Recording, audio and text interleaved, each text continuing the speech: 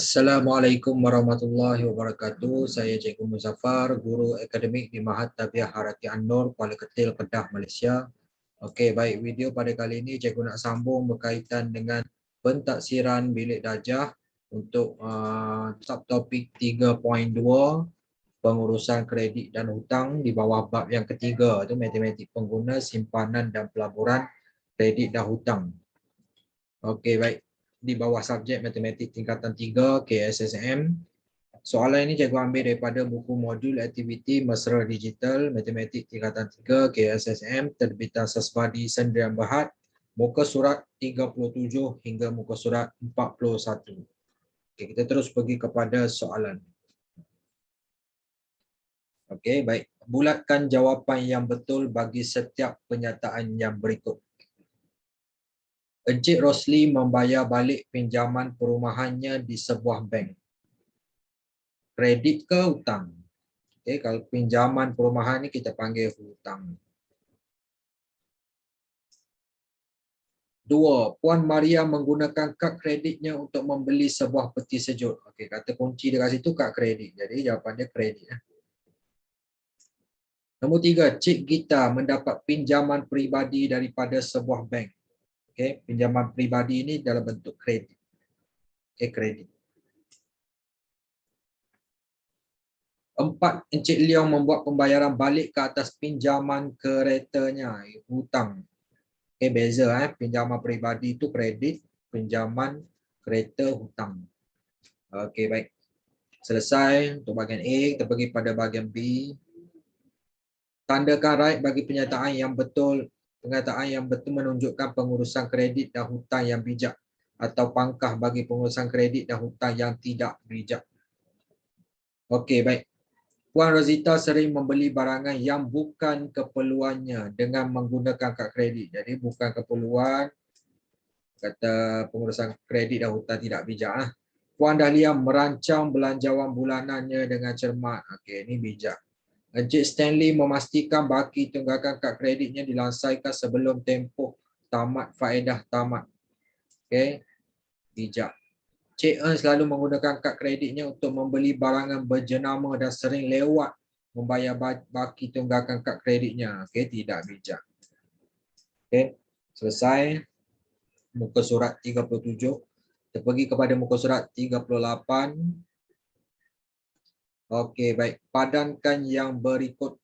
Okey, yang mana kelebihan kad kredit, yang mana kekurangan kad kredit tu.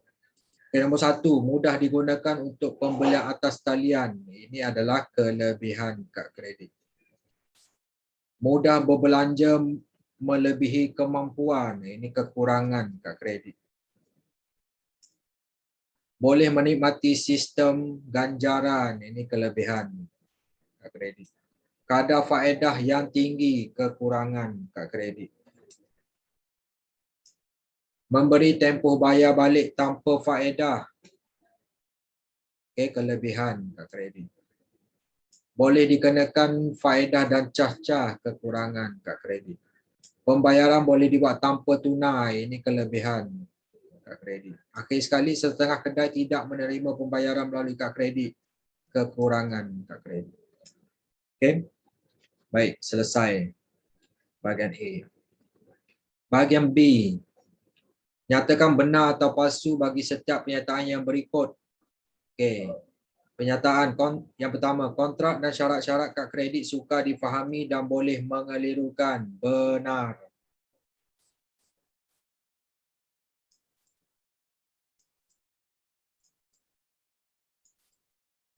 Dua, kadar faedah yang dikenakan ke atas penggunaan kad kredit adalah sangat rendah. Salah.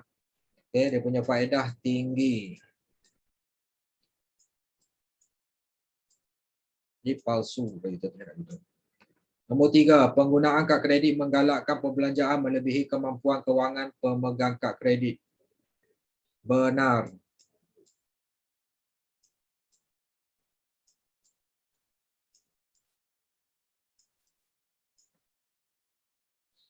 Okey, selesai muka surat 38.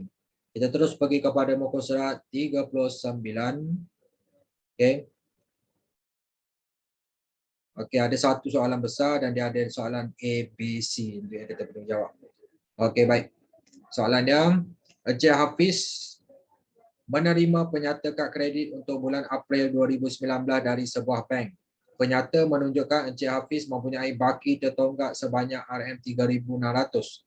Anggapkan bahawa Encik Hafiz tidak menggunakan kad kredit dalam bulan Mei dan bayaran minimum adalah 5% daripada jumlah baki akhir penyata kad kredit ataupun minimum RM50.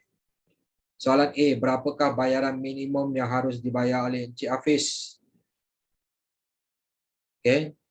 Bayaran minimum sama dengan, kita tulis tu kat situ, 5% daripada jumlah terkini. Okey, 5% ni 5/100 darab dengan jumlah yang tertonggak tu RM3,600.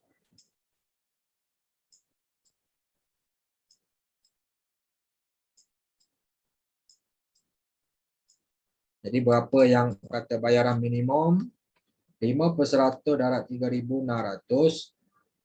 Jadi bayaran minimum tu adalah RM180. Okey. Cikgu ringkas kat sini bayaran minimum BM. Okey, selesai. Okey, kita pergi kepada soalan B. Diberi bahawa bank mengenakan cas kewangan sebanyak 18% tahun. Jika Encik Hafiz hanya membuat bayaran minimum untuk bulan April dan tarikh penyata ialah 15 hari daripada tarikh tamat tempoh tanpa faedah, hitung jumlah baki tertonggak dalam penyata bulan Mei untuk Encik Hafiz. Jadi dia bayar minimum saja. Jadi baki itu ada lagi. Jadi berapa yang faedah dikenakan dan jumlah terkini lah. Jadi kita kena kira macam ni. Mula-mula kita kira baki yang belum dijelaskan.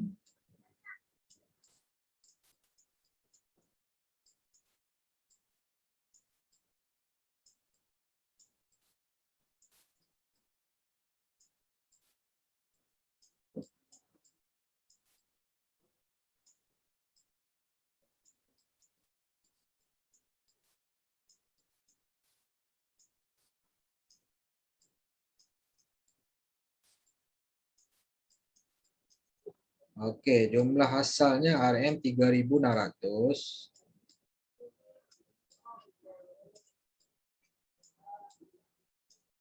Tolak bayaran minimum yang telah dibayar oleh Encik Hafiz tu RM180. Jadi baki yang belum dijelaskan 3,600 tolak 180. Okey, RM 3,420. 3,420. Okey, baik.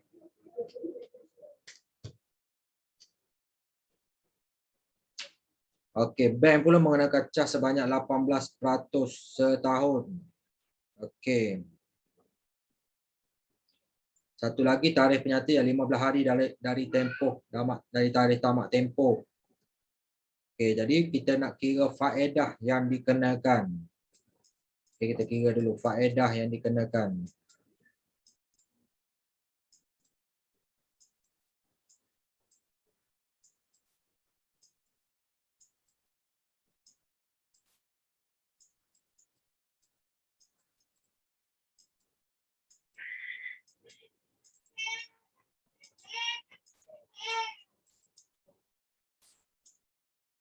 Okey.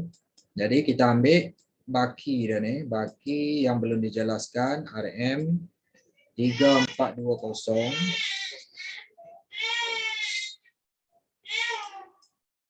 Okey. Darab dengan 18% kan? Okey, darab 18/100 ataupun nak tulis 18/100 pun boleh. Darab dengan 15 hari itu per dengan 365 hari setahun. Jadi kita dapat kira dia punya faedah yang dikenakan. Okay, 3,420 darab dengan 18/100 darab dengan 15/365. Okey, akan dapat faedah yang dikenakan tu RM RM25.30. Lebih kurang lah. Okey. Jadi hitung jumlah baki tertunggak. Okey, jadi kita tulis kat situ jumlah baki tertunggak.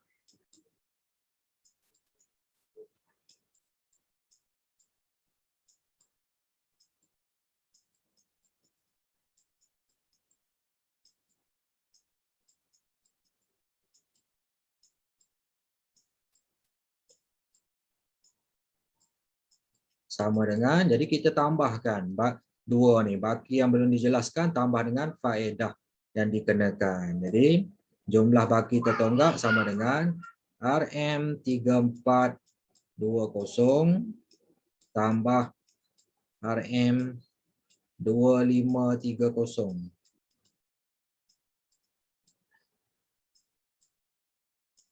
Okey, jadi dapatlah jumlah dia. 3420 tambah 2530. Jadi kita akan dapat RM RM3,445.30. Okey, selesai. Okey, A selesai, B selesai. Okey, dia berkaitan antara satu sama lain. Okey, C pula. Dia kata jika Encik Hafiz gagal membuat sebarang pembayaran untuk bulan April dan bank mengenakan cas bayaran lewat sebanyak 1% daripada jumlah baki tertunggak atau minimum RM10, hitung jumlah baki tertunggak dalam penyata bulan Mei untuk Encik Hafiz. C ini dia situasi dia tak bayar langsung lah. Minimum pun tak bayar. Okay, bakinya kekal lah. Kekal yang asal dari itu. Okay, 3,600 tu kekal baki yang belum dijelaskan. Okay, jadi kita tulis kat sini. Baki yang belum dijelaskan.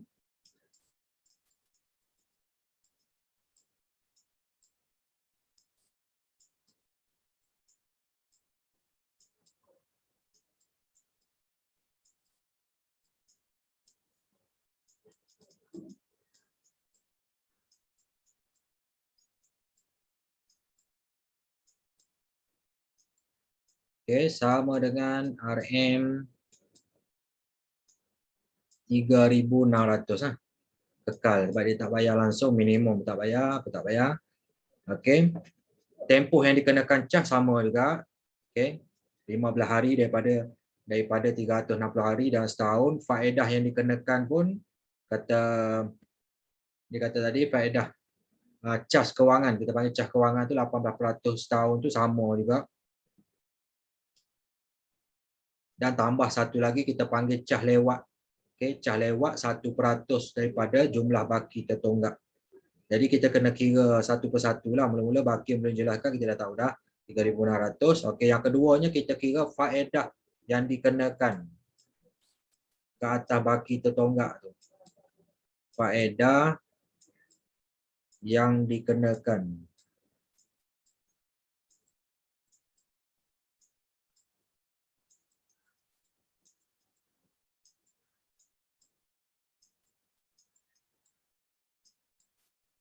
Okey, sama dengan RM. Jadi baki tertunggak dia, baki yang belum jelaskan adalah 3,600. Okey, darab dengan sama juga yang ni, darab dengan 18% iaitu cas kewangan setahun. Darab dengan 15/365 iaitu 15 hari daripada tarikh tamat tempoh tanpa faedah tu. Okey. Sama dengan kita kira lah 3,600 darab dengan 18% darab dengan 15/365. Jadi kita dapat kata faedah yang dikenakan tu RM RM26.63.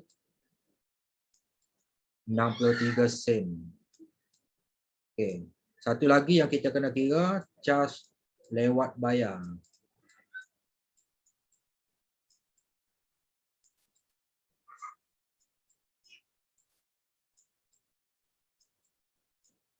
Cas lewat bayar ni kita kenakan 1% daripada jumlah baki tertonggak. Jadi jumlah baki tertonggak adalah baki yang belum dijelaskan tambah dengan faedah yang dikenakan. Okay? Jadi kita kena kira macam ni. 1/100 darab dengan, okay, kita buat kurungan macam ni, kurungan, okay, RM 3.600 ni.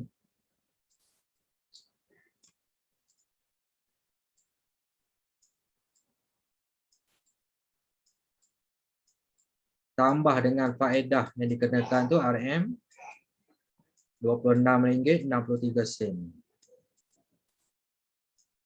Jadi kita dapat jumlah cas lewat yang dikenakan. Cas lewat bayar tu lah. 1/100 darab dengan 3.600 tambah RM26.63. Okay. Cas lewat bayar ni RM RM36.27. RM36.27. Okay. Jadi jumlah baki tertonggak.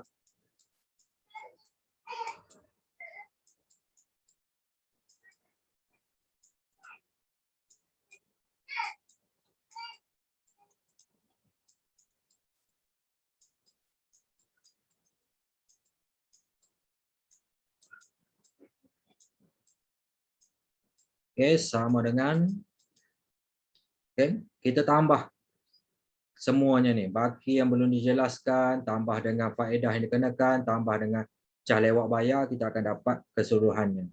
Okay, jadi jumlah baki tertonggak sama dengan RM 3.600 tambah RM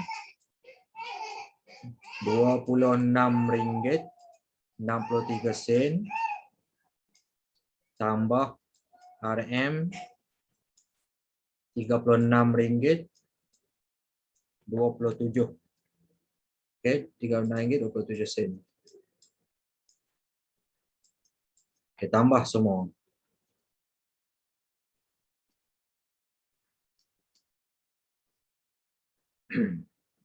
Jadi kita akan dapat RM RM3.662.90.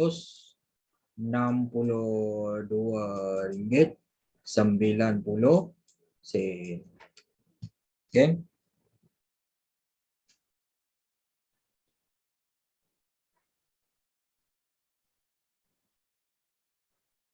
Okey, selesai muka surat 39 tu.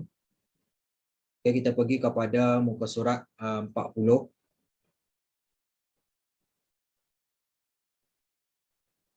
Puan Azimah membeli sebuah televisyen yang berharga RM2.650 dengan menggunakan kad kredit pada bulan Februari. Dia terlupa untuk membuat bayaran balik dan tarikh penyata ialah 15 hari daripada tarikh tamat tempoh tanpa faedah. Bank mengenakan cas kewangan 18% setahun dan cas bayaran lewat 1% daripada jumlah baki tertonggak atau minimum RM10. Anggapkan Puan Azimah tidak menggunakan kad kredit sebelum dan selepas pembelian televisyen itu.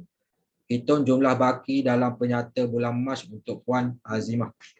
Okay, maksudnya dia beli, bayaran minimum pun dia tak bayar, jadi kita kenakan cas. Okay, cas yang 15 hari, dia kenakan 15 hari dapat daripada tamat tempoh, lepas tu cas kewangan 18%, cas lewat bayar. Jadi dia tanya hitung jumlah baki dalam penyata. Okay, jumlah baki pertama sekali kita tengok baki yang belum dijelaskan.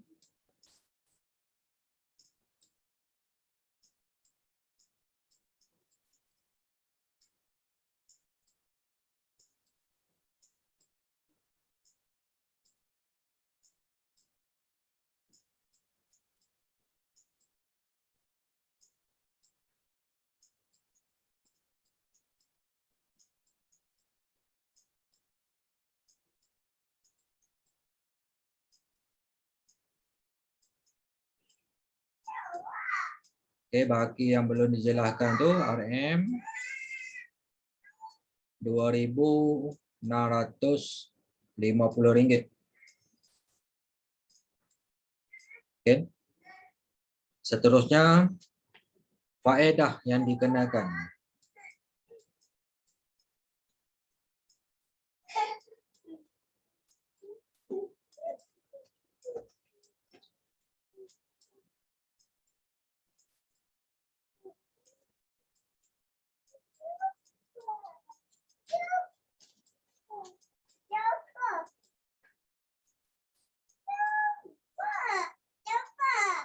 Sama dengan RM 2.650 darab dengan cah kewangan tu 18% tahun darab dengan 18% darab dengan 15 dengan 365 hari. Okay, jadi kita boleh kira lah faedah yang dikenakan.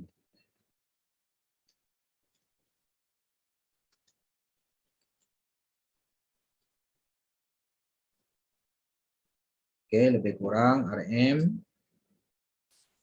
RM19.60. Okay. Satu lagi, cas bayar lewat. Okay, ataupun sama tadi, cas lewat bayar atau bayar lewat sama lah. Okay, bayar lewat.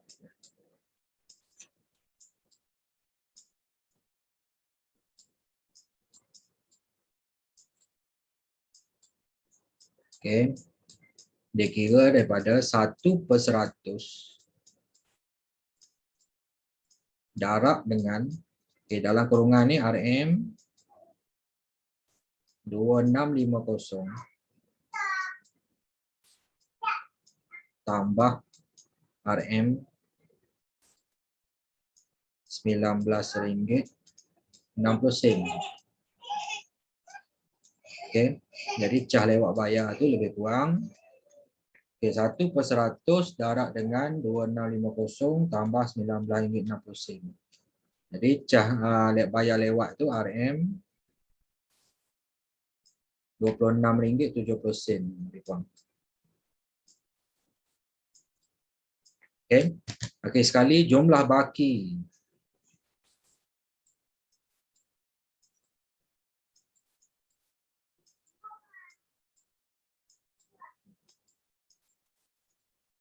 Okay, jumlah baki tertonggak.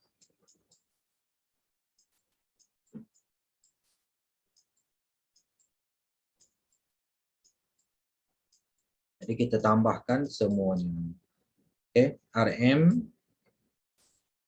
2650 tambah RM RM19.60 tambah RM RM26.70. Jadi sama dengan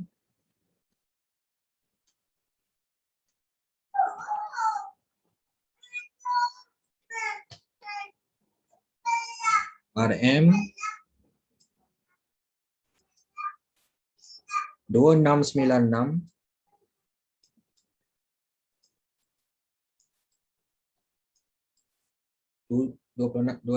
30 sen. Okey. Selesai nombor 1.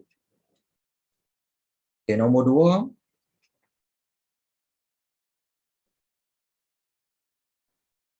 Encik Gan membeli sebuah komputer yang berharga RM3,280 dengan menggunakan kad kredit pada bulan Ogos. Dia hanya membuat bayaran minimum sebanyak RM164 dan tarikh penyata ialah 15 hari daripada tarikh tamat tempoh tanpa faedah. Bank mengenakan cah kewangan 18% tahun dan cah bayaran lewat 1% daripada baki tertonggak. 12A, berapakah jumlah baki tertonggak dalam penyata bulan September untuk Cik Gan? Okey, sekarang ni situasi dia bayar minimum. Jadi bila dia bayar minimum, tiada cas lewat dikenakan lah. Okay, itu konsep dia. Walaupun dia bagi maklumat dah ni, kita kena faham. Bila dia bayar minimum, jadi cas lewat tu tak dikenakan lah. Jadi kita kira faedah biasa je lah. Okey, jadi kita buat dulu yang A tu. Okey, mula-mula baki, okey, baki belum dijelaskan.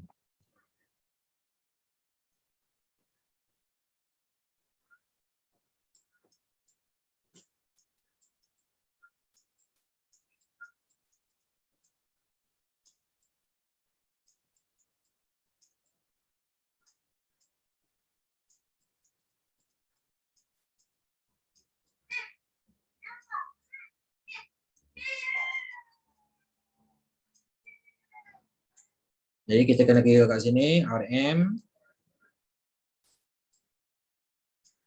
3.280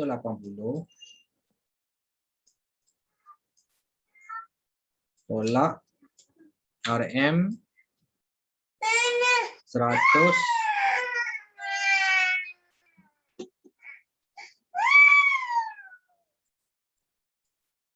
Okey, maaf ada gangguan sikit. Okey, RM 3.280 tolak RM 164.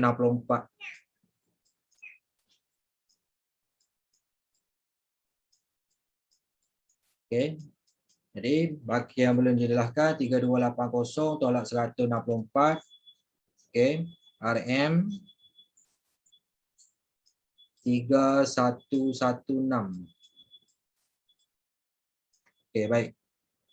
Seterusnya kita kira faedah yang dikenakan.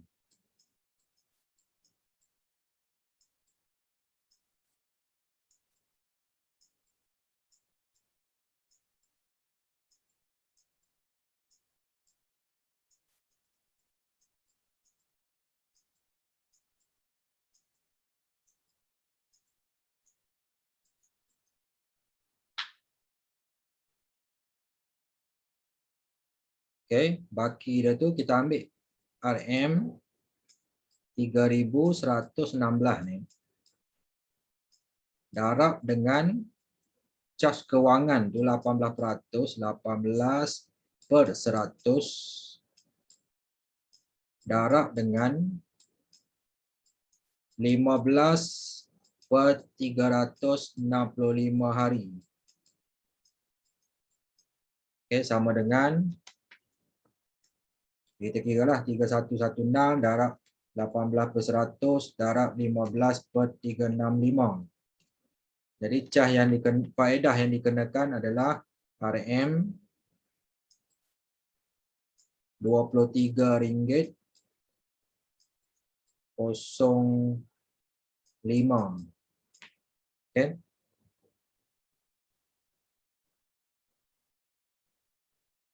Seterusnya jumlah tertonggak lah. Okey, baki tertonggak, jumlah baki tertonggak.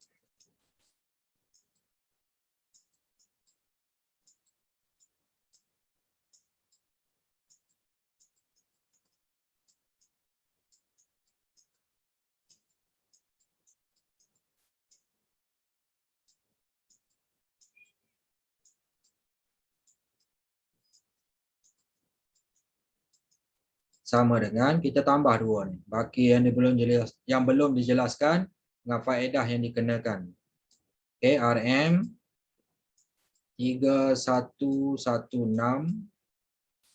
tambah RM 2305.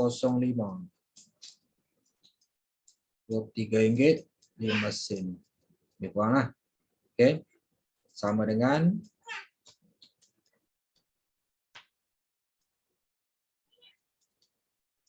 RM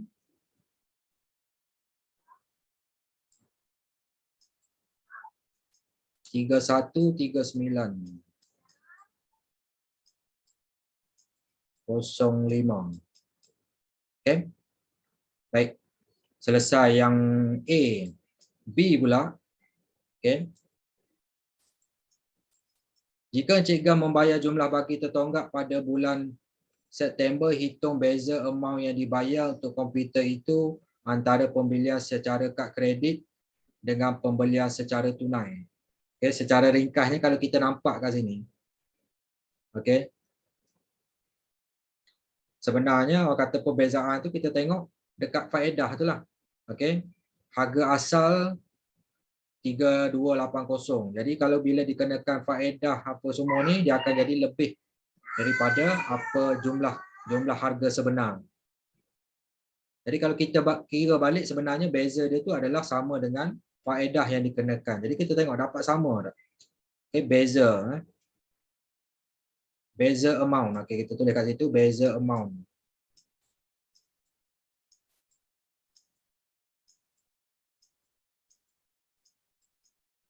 Okay. Yang dibeli menggunakan kad kredit dan tolak dengan pembelian secara tunai. Okey, katakan yang jumlah baki tertonggak ni dia bayar RM 313905.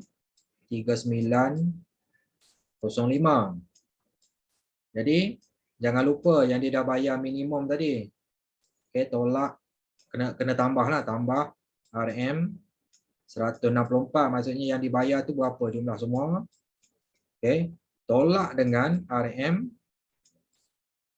harga asal komputer tu RM 3280. Kita tengok sama tak dengan kata nilai faedah yang dikenakan tu. 3139.05 tambah 164 tolak 3280. Okey, dia akan dapat sama. Okey, RM RM23.05. Okey. Dapat sama. Okey, selesai nombor 2. Okey, kita pergi kepada muka surat terakhir, muka surat 41. Sarah melancong ke Australia bersama keluarganya. Dia menggunakan kad kredit untuk membuat satu pembelian dengan harga Australia dollar 170 mata wang Australia semasa berada di sana. Bank mengenakan Sarah RM510 bagi pembelian tersebut yang termasuk cas tambahan 2% bagi penukaran mata wang asing. Hitung kadar pertukaran mata wang untuk dolar Australia yang bersamaan dengan RM1 Malaysia. Okay. Pertukaran tu berapa? RM510 ni termasuk dengan cas 2%. Okey, jadi berapa kadar dia kat situ? Okey, kita tengok macam ni lah. Kadar pertukaran mata wang asing. Okey. Kita panggil jumlah pembelian. Okey, kita kata pembelian. Jumlah pembelian.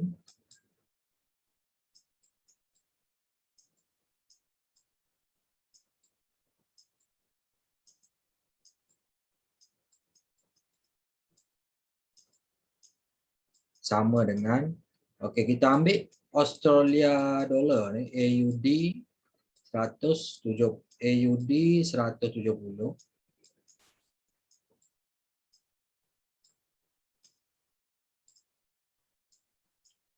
Darab dengan, okey, sekarang ni RM1 ni bersamaan dengan berapa mata wang Australia? AUD, tanda soal berapa? Okey, sama dengan RM RM510. Macam itulah dia bang. Jadi nak dapatkan berapa dolar Australia yang dikenakan?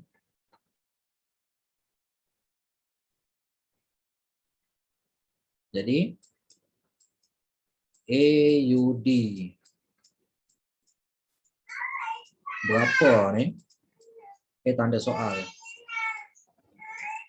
Sama dengan RM RM510 bahagi dengan RM Bahagi dengan RM pula. Bahagi dengan AUD 170 ni.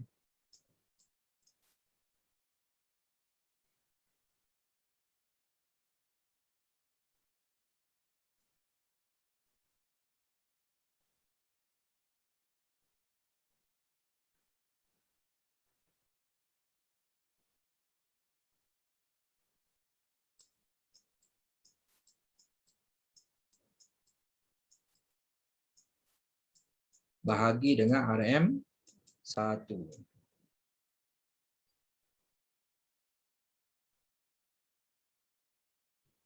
Ataupun macam ni. Okay, nampak macam pening sikit. Kita buat macam ni lah. Mula-mula yang ni. Okay. AUD 170 tu darab dengan RM1. Okay. Bahagi dengan RM 510. Jadi dapat lah. Okay. Darab yang atas dulu. Lepas tu bahagi dengan 510 dapat AUD berapa tu. Australia dollar tu berapa pertukaran dia. Bahagi 510. Lebih kurang. Okay. AUD Australian dollar 0.3, dia 3333, jadi kita tukar pada 0.34. Okay, lebih kurang macam itulah kadar dia. Okay, selesai nombor 1. Okay, nombor 2, soalan akhir. Encik Brian membuat pembelian atas talian dari laman web luar negara untuk seutas jam tangan yang berharga US dollar lah 280 melalui transaksi kad kreditnya. Pada hari pembelian jam tangan tersebut, kadar pertukaran mata wang asing adalah USD 1.00 bersamaan dengan RM RM4.10. Bank mengenakan cas tambahan 2% ke atas setiap transaksi dari luar negara. Jika Encik Brian dibenarkan membayar secara ansuran selama 12 bulan dengan kadar faedah 18% tahun, hitung A jumlah wang yang perlu dibayar oleh Encik Brian untuk jam itu.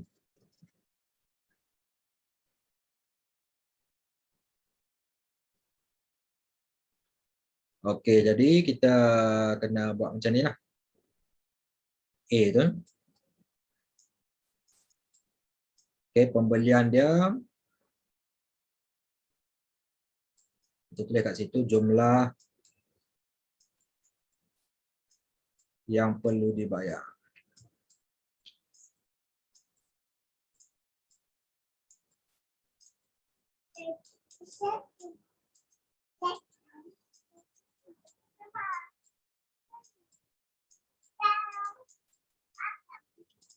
Okey, sama dengan USD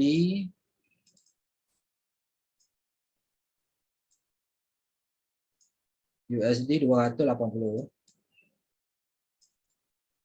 darab dengan USD 1 ni letak dekat bawah ni, USD 1.00 ni.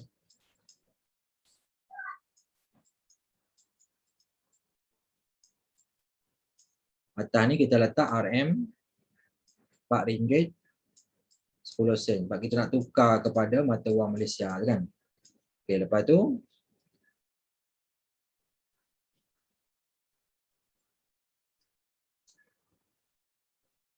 tambah 2% daripada jumlah yang ni lah. Okey, jadi kita kena kira satu-satu. Yang ni kata harga bayaran tu. Jadi satu lagi tambah 2%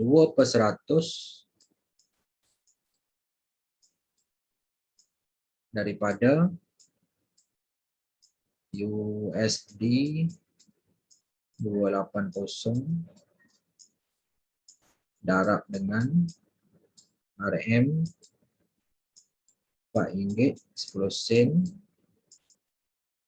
bahagi dengan US dollar 1.00.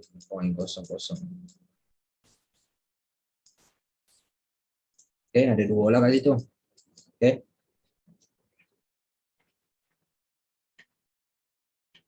Satu lagi kena, okey tak apa, kita kira yang tu dulu.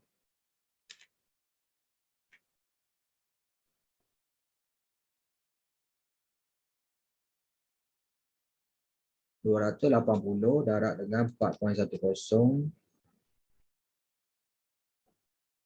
1148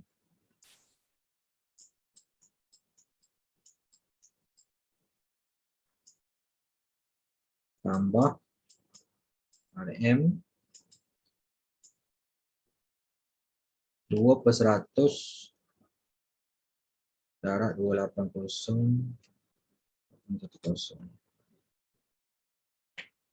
22/96. Ini sama dengan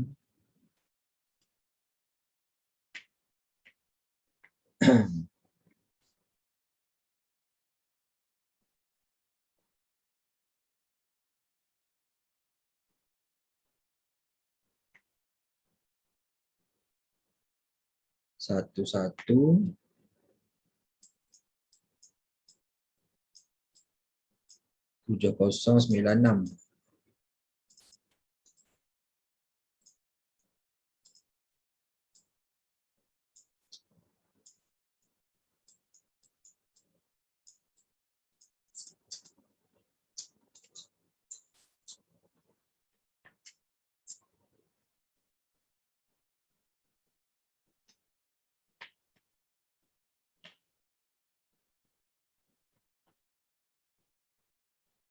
Okey, lepas tu dia kata cas kadar faedah 18%. Jadi kena tambah lagi. Satu lagi kita panggil faedah tahunan.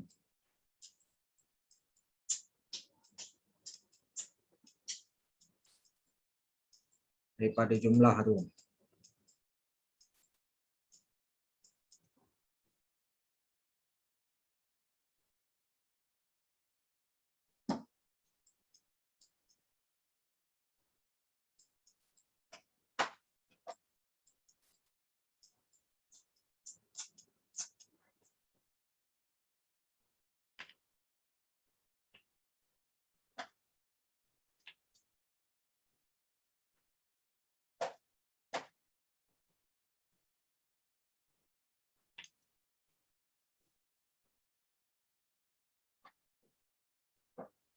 Okey, 18% tu daripada kita ambil ni harga dia.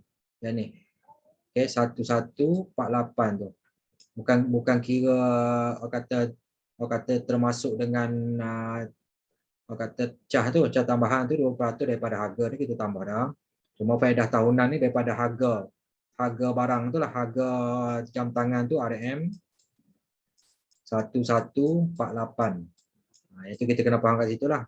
18% tu atas harga barang tu. 18/100 darab 1148 tu kita dapat faedah tahunan dia RM RM206.64. Jadi baru kita boleh kira jumlah wang yang perlu dibayar ni, yang berapa jumlah perlu bayar, harga barang tambah faedah tahunan. Okey.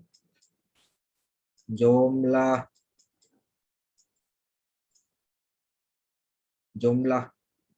kita tulis jumlah besar lah, senang. Okey, jumlah besar semua sekali itu kita tambah. Okey. RM 117096 tambah RM 20664.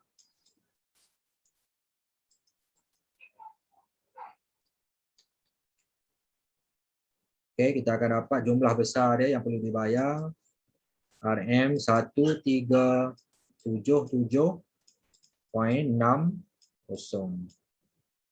Okey, selesai yang A ni. Okey, B, bayaran angsuran bulanan bagi jam tangan itu. Jadi kalau tahunan jumlah besar dia 1377. Jadi kalau bulanan Kita kena bahagi dengan 12 bulan. Okay, jumlah besar ni setahun. Okay, kita kena faham konsep kat situ. Jumlah besar ni selama setahun. Bayaran bulanan. Okay, RM 1377. Okay, 0.60 bahagi dengan 12 bulan. Jadi setiap bulan tu adalah